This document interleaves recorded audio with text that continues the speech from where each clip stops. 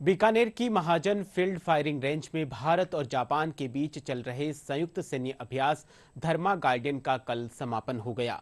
इस युद्ध अभ्यास का उद्देश्य दोनों देशों की सेनाओं के बीच सैन्य सहयोग को बढ़ावा देना है।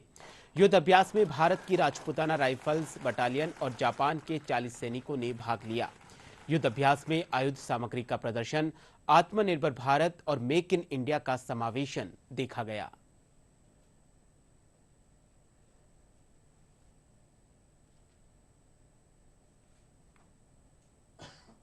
भारत के लिए बहुत गर्व की बात है कि जापानीज सेल्फ डिफेंस फोर्सेस की एक कंपनी और इंडियन आर्मी की 19 राजपूताना राइफल रेजिमेंट की एक कंपनी ने इस 2 हफ्ते की ट्रेनिंग में 14 दिन की ट्रेनिंग में हिस्सा लिया।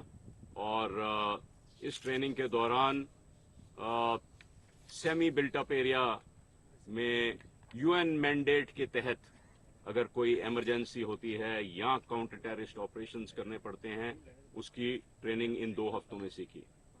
इस ट्रेनिंग के दौरान हमारे ट्रूप्स ने जापानीज सोल्जर्स से उनकी कार्रवाइयों के बारे में सीखा और जापानीज सोल्जर्स ने हमारे जवानों से हमारी कार्रवाइयां, हमारी ड्रिल्स, हमारे तौर तरीके, इनके बारे में सीखा। ये आपस में ज्वाइंट ट्रेनिंग बहुत ही प्रोफेशनली सेटिस्फाइंग एक्सपीरियंस था दोनों देशों के ऑफिसर्स और जवानों के लिए।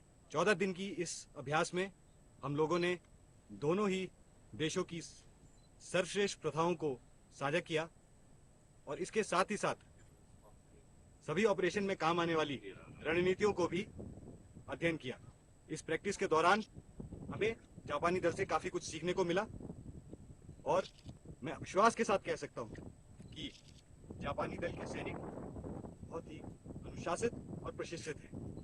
今回のダルマガーディアンはインド太平洋地域において力による一方的な現状変更やその試みを許さない同志国間の抑止能力を維持強化する一端を担う重要な訓練であったことは言うまでもありません。